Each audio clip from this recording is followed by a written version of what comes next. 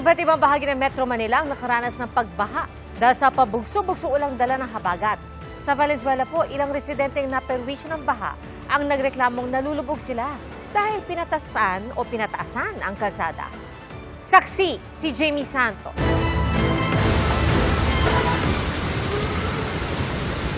Umaga pa lang, malakas na ulan ang bumungad sa mga taga Metro Manila kanina gaya sa Taft Avenue sa Maynila.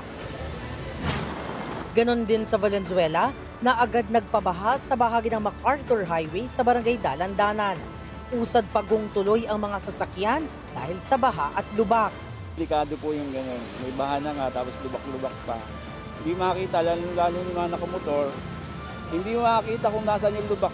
Sobrang delikado po lalo na pagka hindi siya nakikita. Kasi may chance po na ma-semplang yung mga rider. Humupa ang baha sa ilang lugar kinahaponan pero lubog pa rin sa tubig ang ilang bahagi ng lungsod. Ang ibang residente hindi na muna ikinandado ang mga bahay dahil sa baha. Napilitan ng makitira muna sa mga kapitbahay na may second floor. Tiis lang kasi dito kami naghanap buhay. Pagod mapulot, tinitiis lang. Ilang beses na raw pinataasan ng lugar. Pero habang tumataas ang kalsada, naiiwan namang nakalubog ang mga bahay nila. Mababa na kasi yung lugar namin. Tapos mataas na yung kalsada, kaya ang tungo ng tubig doon sa amin. Wala pong magagawa. Talagang tiis na lang. Sinusubukan pa naming makuha ang panig ng Valenzuela LGU. Pero nauna na nilang sinabi, gumagana lahat ng pumping stations sa lungsod. Bumaha rin sa kalapit nitong Malabon. Sa barangay Maysilo, gutter deep ang baha kaya dahan-dahan ang usad ng mga sasakyan. Nagmistulang ilog din sa NS Amoranto sa Quezon City kaninang hapon.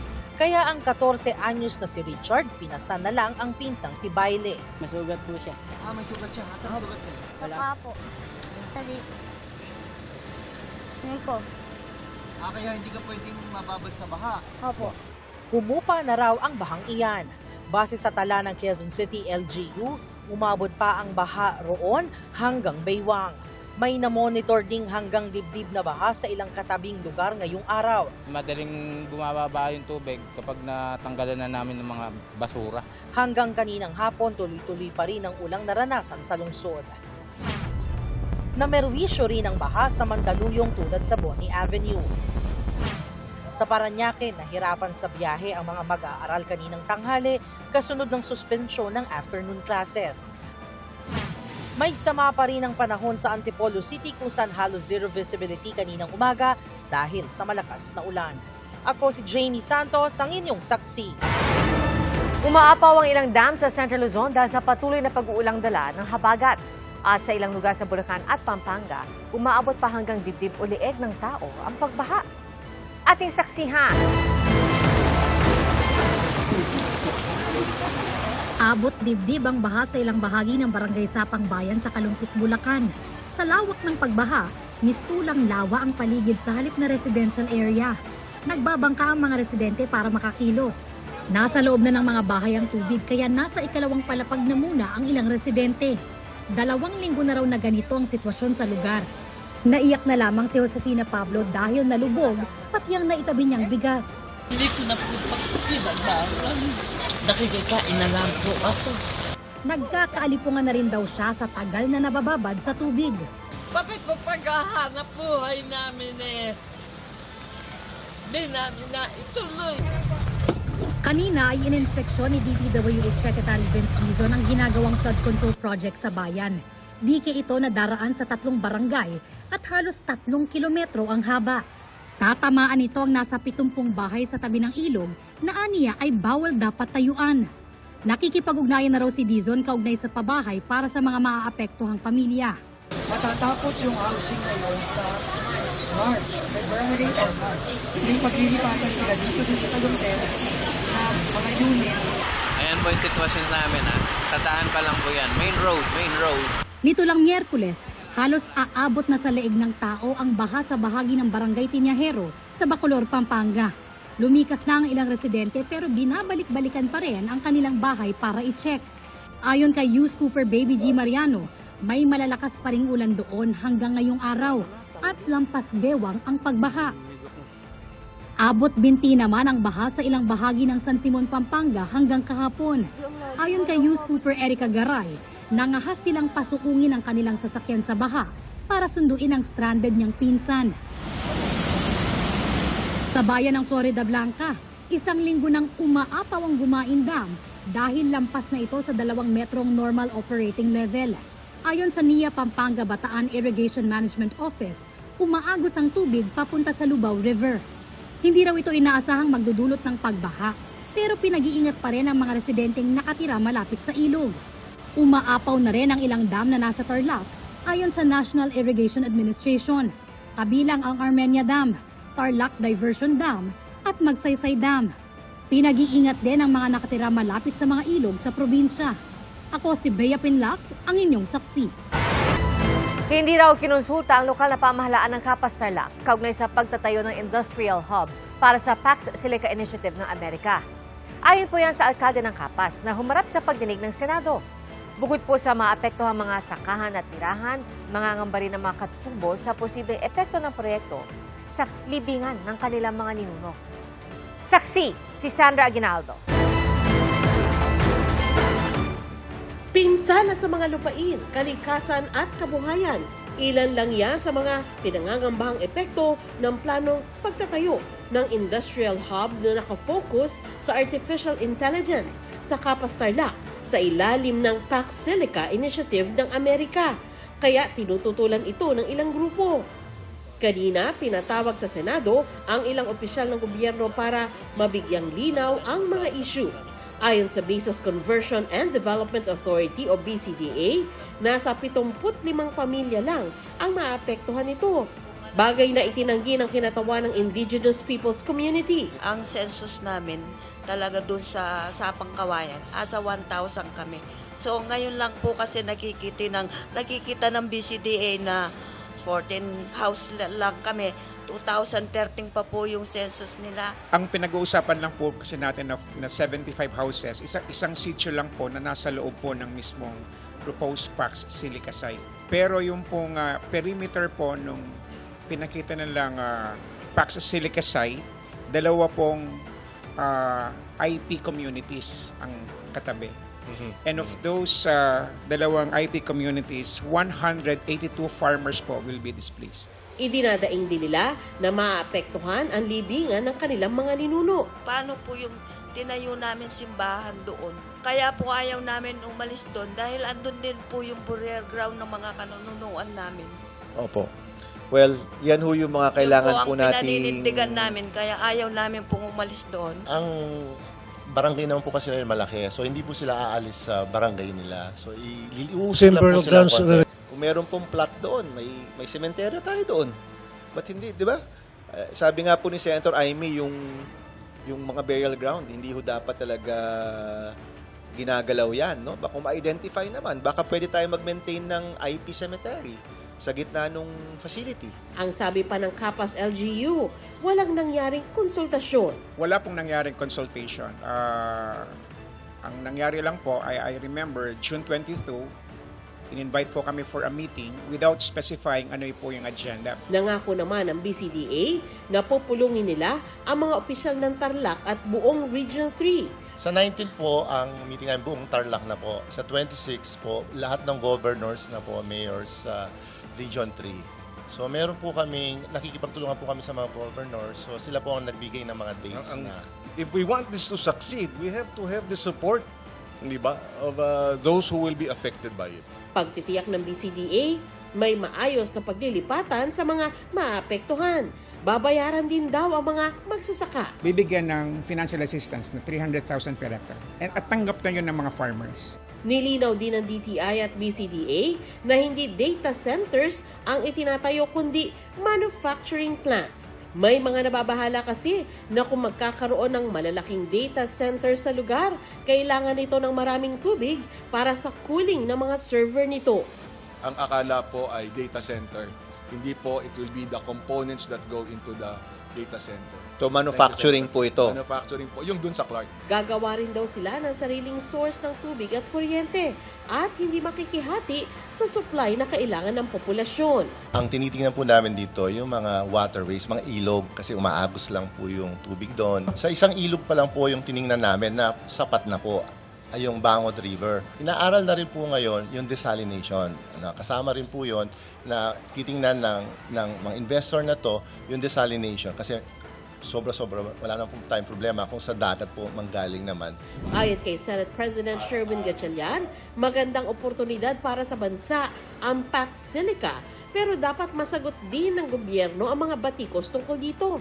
Ako personally, sinusuportahan ko itong PAC Silica, pero marami rin po akong kondisyon at caveats. Nakikita ko na ito ay isang once-in-a-lifetime opportunity para sa ating bansa.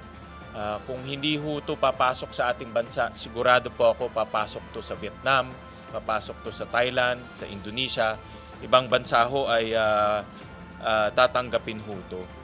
Isa po sa pinakamalaking kabutihan ho nito, yung almost 200,000 na direct jobs na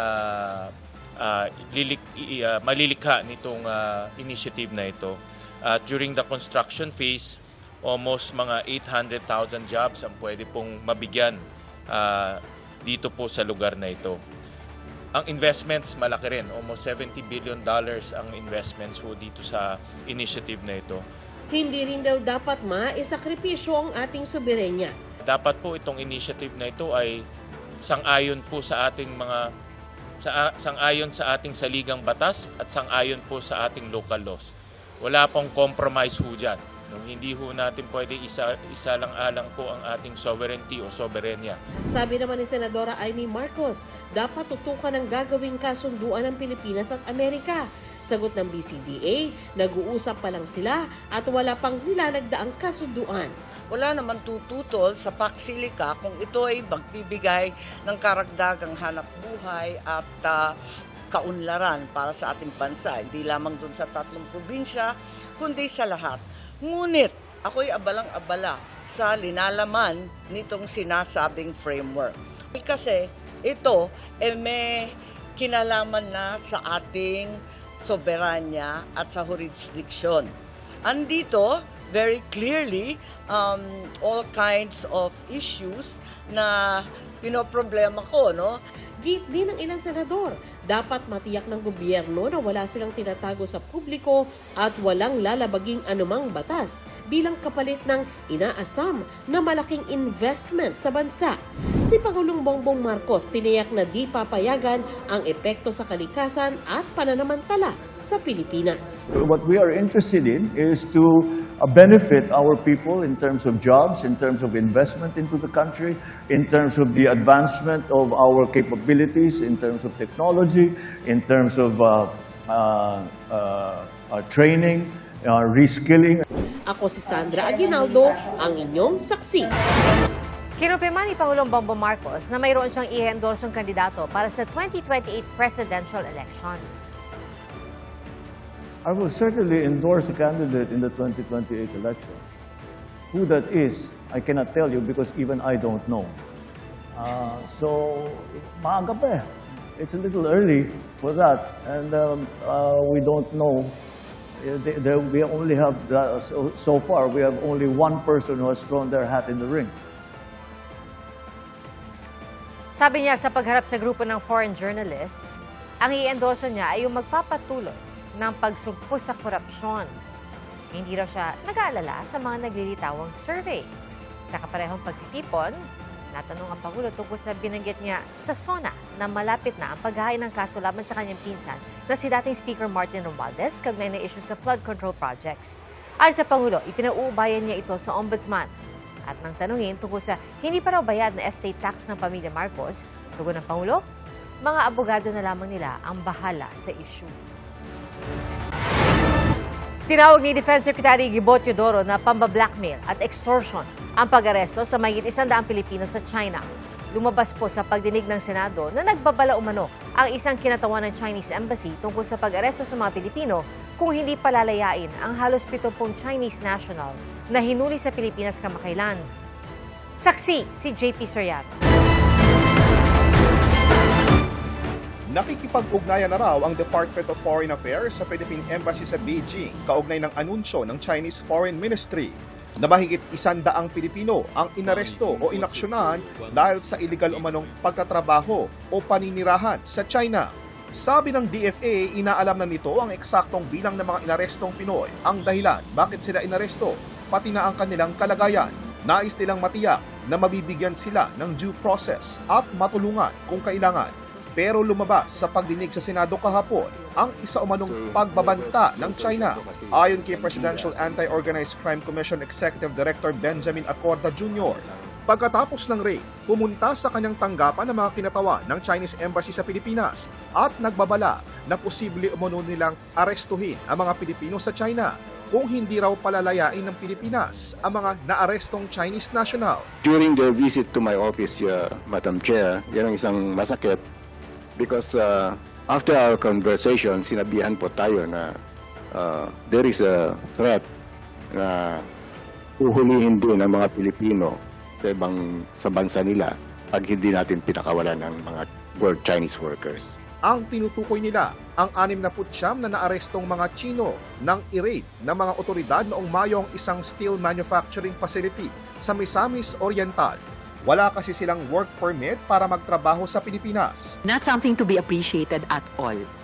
Yung ganyang mga banta of simple retaliation para sa legitimate law enforcement operations. Si Defense Secretary Gilberto Gibo Teodoro Jr. naman, tinawag na blackmail at extortion ang ginawa ng China na pag-aresto sa mga Pilipino. Kinunde na rin niya ang umano'y pagtatangka ng China na manghimasok sa law enforcement process ng Pilipinas at ang anyay blatant blackmail laban sa mga Pilipino. Hinihingan pa namin ng pahayag ang Chinese Embassy kaugnay sa issue, pero nakausap ng GMA News ang isang opisyal ng China sa kondisyong hindi siya papangalanan. Sabi niya ang ginawang aksyon laban sa mahigit 100 na Pilipino sa China ay maituturing na warning pa lang. Posible raw kasing lalo pang maghigpit ang China laban sa mga Pilipinong iligal na nagtatrabaho o overstaying na sa Hong Kong at Macau. Lalo na raw kung magpapatuloy ang tensyon sa pagitan ng Pilipinas at China.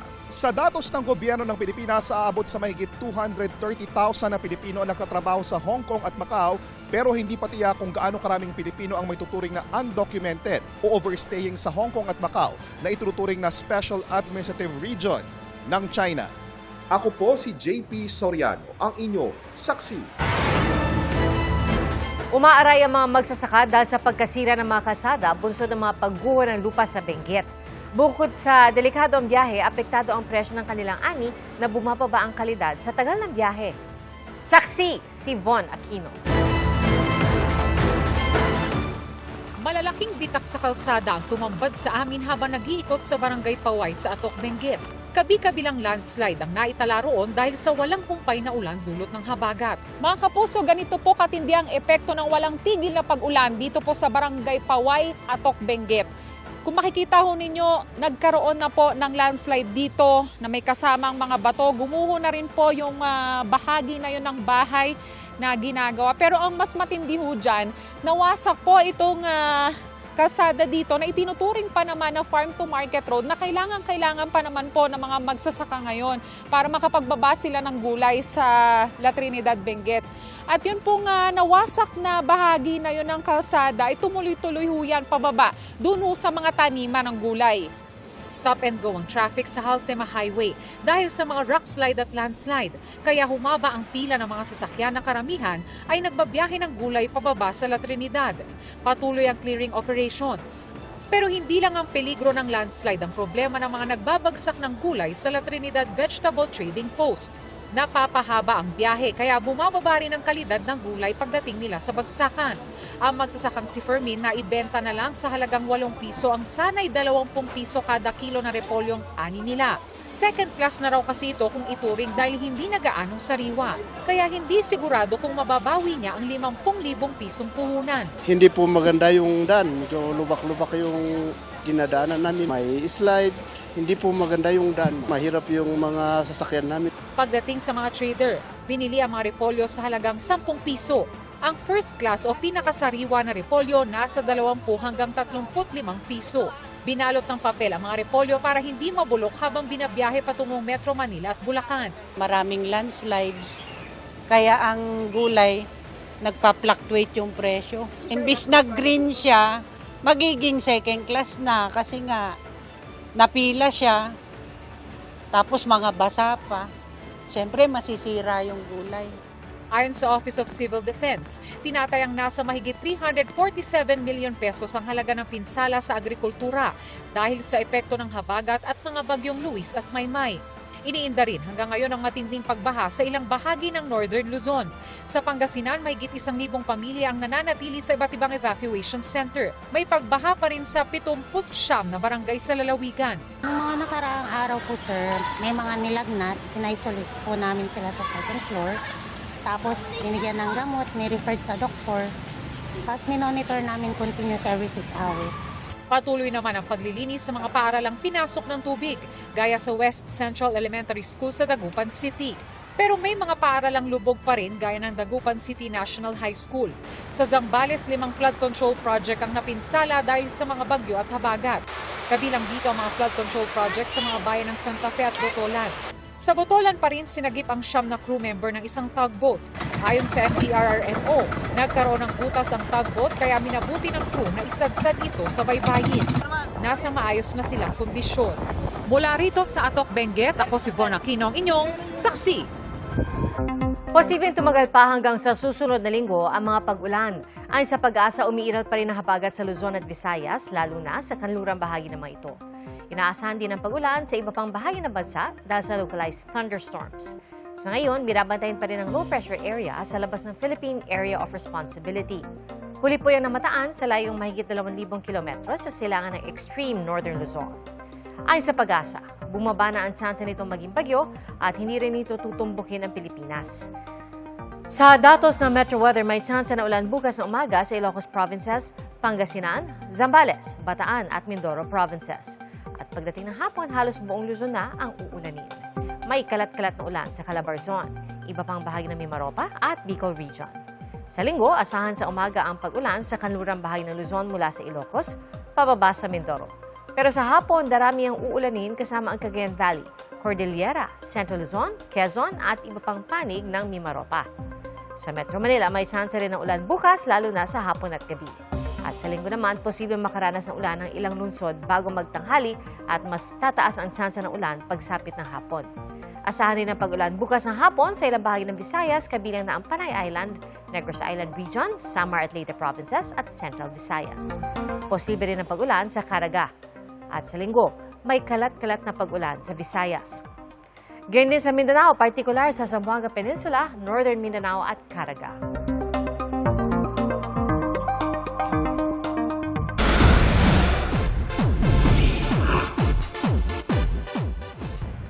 Magbubukas na po ang bagong bahay ni Kuya para sa Pinoy Big Brother Collab 3.0. Sa edisyong ito, mga regular housemate naman ang hinahanap ni Kuya. Pwede na mag-audition ang mga ordinaryong Pilipino edad 18 hanggang 35. I-scan lamang ang QR code o pumunta sa PBB Collab website. Hindi pa man nagsisimula, excited na ang PBB Collab hosts na sina Gabby Garcia at Bianca Gonzalez. Isang araw sa dapat abangan ngayong season ay ang bagong bahay ni Kuya. Ipinatawag po ng Ombudsman ang 14 na dating bodyguard ni dating Congressman Zaldico ayon sa abogado nilang si Attorney Levy Baligon. Kaugnay ito ng pagbawi ng 3 nilang kasamahan ng salaysay na naghatid sila ng mali-maletang pera sa ilang personalidad. Kabilang ang mga naturang salaysay sa mga ginamit ng Ombudsman sa pagbuo ng kaso laban kina dating House Speaker Martin Romualdez at Zaldico sa issue sa flood control projects.